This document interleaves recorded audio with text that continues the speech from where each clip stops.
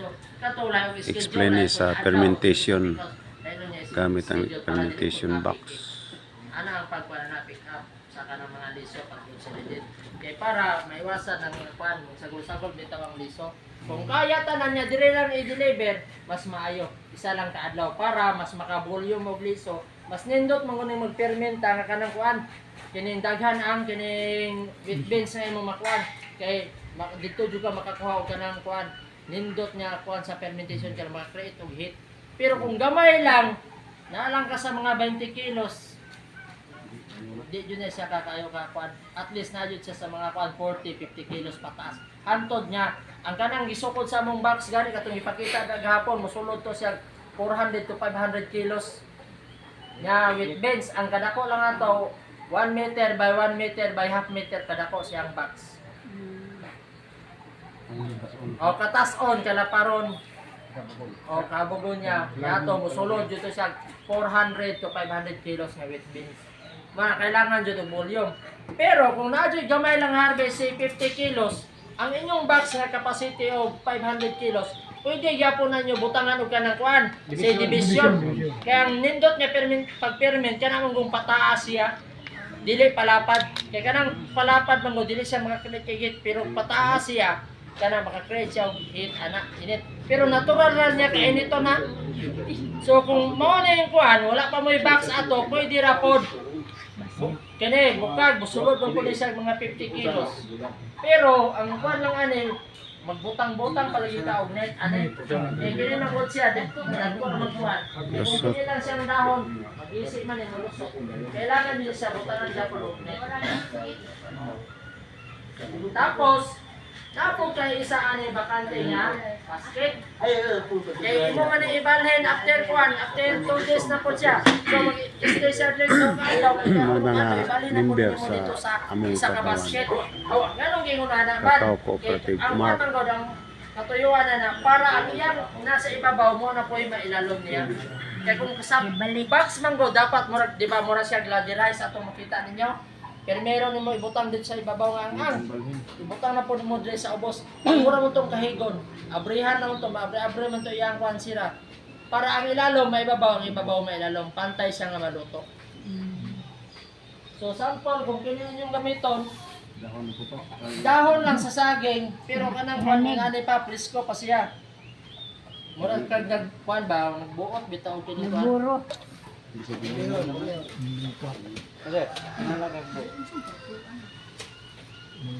Pato? Kuma naman to. Kuma naman di pato. Turagi pa to dito. Ito, lagi na. Ganina.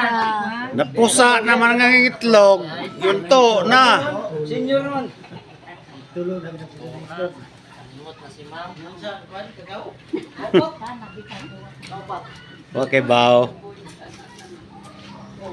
Limutan na kay wala lagi kay bao. Tapos kinalisod dira. Wa man siya dire gud gani ha.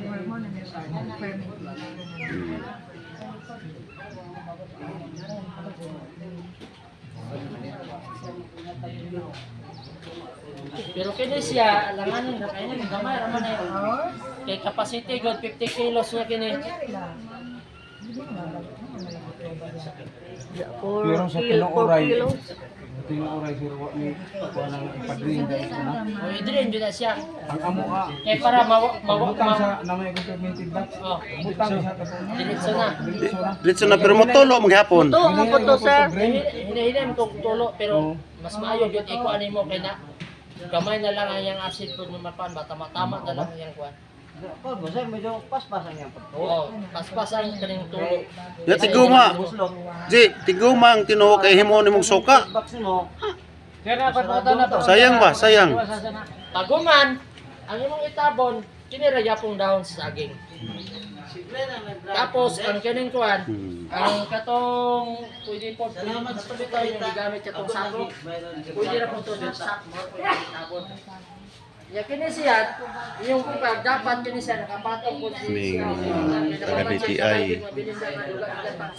Muna yung co-op building. December? Pero sa inyo asa pa yung tuloy nga mo. Kompleto na yung mga gamit. Eh.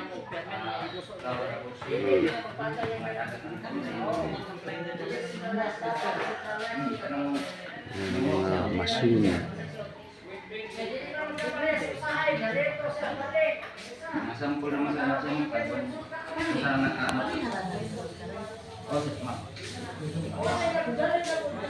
Yung dryer. Ano yung mong gitawag yung pangsangag. Umana ng pamunga. Hindi na may sangag ang mong kuhan. Kakao.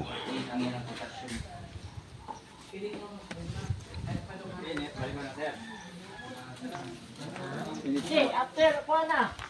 After na magkuha siya, ika-third din niya. Kaya Balik. 2 days siya dyan, primero mag-stay. So, kaya siya, mana po na ibali na po dito sa isang kabukag. Sa ikatulong kadlaw. Sa ikatulong na kadlaw. Para masakto siya. So, 2 days, pagka 3 days niya, bali na. So, count na po kag 3, 4, 5, ika 6 days, bulan. 6 days ang bulat siya, bulat. Kay Sarah. Okay, sir, lagi. Oh, kay Sarah. Buwad na, ini kaman. Bulan siya. Ang ikaw nung Ikaw kadlaw, nung- buwan na Oh, din. buwan din na siya. Humot. sir. Kung gamay ra, pwede ra nimo anaon. Kunya kay nagkuan man tao 50 kilos, di man na nimo maana. Pero sir, Ano pwede man po lang gina siya. unas na isahog sa lamang. Pwede. Unas kay ron mo rin, ya utok ito karon buot ito kay may buot. Unas nga mga kuan nga ang alihan ra og buhi Katungkan. katong inig-ferment. Mas maayo jud net lang jud sir. Nga na siya, organize. Oh, nga niyo. Kanang black net, sir. Oh, di basta maka-drain lang siya. Black net. Kaya kini dako ra mo kanyo. Kuta na. May experience ko na mo sa ubang na seminar nga ang inag-best nga baad sa lugar ug tulukan niya usab ko. Mas maayo. Kay usahay man god, dadyoy makaka-harvest og balbangaan. Napoy hinog na. At least nga sa imuhang pagkuan kanang pag-ferment nimo, pa-stock pa siya ay lang pasubrahe og karang duha ka semana. Kuan lang mga 1 week. 1 week lang buakon dai nimo kay kato mong balbangaan na mo apas pa to pagkahinog dito sa imong 70%.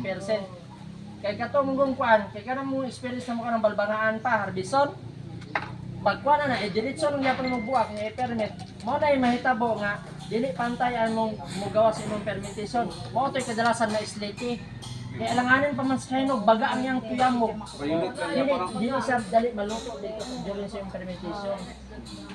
Nya ang kainiton man godaan kung gwapo ang imong paghinog sa imong kakao halos pantay siya, maabot jud siya 45 to 50 centigrade ang kainiton. Init na siya. Pero natural ra na niya kainiton. Lain na po ko sana, sir. So karon nag-harvest ka, ikaw ra ko sa. Di mo human mo harvest na ng adlaw ang hinog. Pagkaugma na po, pwede na to isda isagol. Pwede ra basta napamagay pad storage. Pero sa during sa imong pad breaking, hutong gina nimo. Sabay gina siya. Kaya nga mo dito naman po tag kuan tag sa hektarya kanang mag-boom ang isang hektarya tag naman naghana na. Maghamo nang mag-harvest siya Lunes, Martes, Service pagka Biyernes. Extra na siya tao nga tigbuhat para sabay-sabay sa nila. Pero ang harvest pwede pa nimo makuha ninyo mga harvest kanang harvest karon, harvest mo pagkaugma, tigo mo na mo matoy kita og pad storage. Kung dinaghan mo hangkuan, pero kung kaya na nimo harvest karon nya buak dayon pagka kuan, kung hinagmay lang pwede ra kon. Ayaw lang jud mo katong pagpalampas nga ang inyong kakao 100% na. Kay kato kung 100% na kahinog, manurok na mong gusto siya. Kunya ikaw pod isa, once 100% na ang kahinogon pod, ano po na siya, mag-reduce mo po na ang iyang kwan mo na duga. So, medyo gaan-gaan na po na yung deliver sa po. Uga-uga na. Naadjud ka sa mga 75%. O, wheat beans ang imong kwan. Ikaw nang buhay mantan siya na pag hinog na po kayo. So, manurok na, gamay na po ang iyang duga na po.